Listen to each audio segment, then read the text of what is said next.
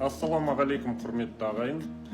Бүгін мен сіздерге Рудный қаласында болып жатқан өте маңызды мәселеге назар аударуды сұраймын. 21 қараша күні Рудныйда екі көшенің атауын өзгертуге қатысты қоғамдық тыңдау өтеді. Бұл жай ғана көше атауын ауыстыру емес, бұл біздің тарихи жадымызға, ұлттық санамызға, мемлекеттік идеологиямызға қатысты мәселе.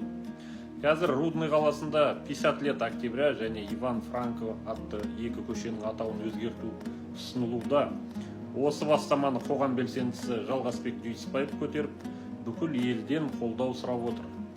Жалпы ойлап қарайықшы ағайын, 50 лет октября деген атау кімге керек? Қай қазақ сол атауға мақтанып қарайды? Қай ұлт өкілінен сұрап келісімін алды? Бұл атаулар бізге тәуелсіздікке дейін өз тағдырымыз өз қолымызда болмаған кезде күштеп қойылды. Ол уақыт өтті. Еліміз тәуелсіз ел атанды, ал көшелеріміз неге әлі күнге дейін отарлық атаулармен тұруы керек? Міне сондықтан Рудный азаматтары бұл атауларды өзгертіп, қазақ қоғамына жақын ұлттық рухты көтеретін жаңа атаулар ұсынуда. 50 лет октября достық Иван Франко Әлия Молдағұлова көшесіне ауысуын талап етіп отыр. Қазақстандағы барлық этностарды біріктіретін ортақ құндылық ол достық, ал Әлия Молдағұлова қазақ халқының ғана емес, бүкіл елдің мақтанышы. Оның есімі ауданда да, қалада да, республикада да құрметке лайық деп санаймыз. Бұл ешкімге қарсы бағытталған қадам емес, бұл өз тарихымызды, өз батырларымызды құрметтеу. Бұл әділеттілікті қалпына келтіру. Бұл ұрпаққа дұрыс тәрбие беру.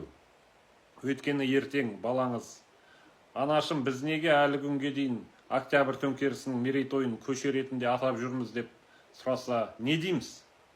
Өзгеруге қорықтық дейміз бе? Бізге бәрібір болды дейміз бе?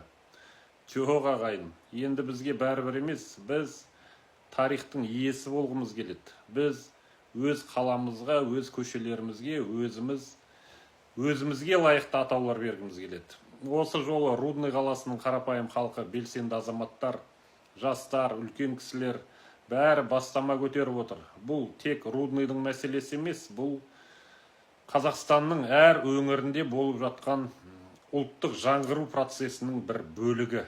Сондықтан мен баршаңызды Рудныйдағы бастамаға қолдау көрсетуге шақырамын. Қазақ қоғамы үндемей қалмауы керек.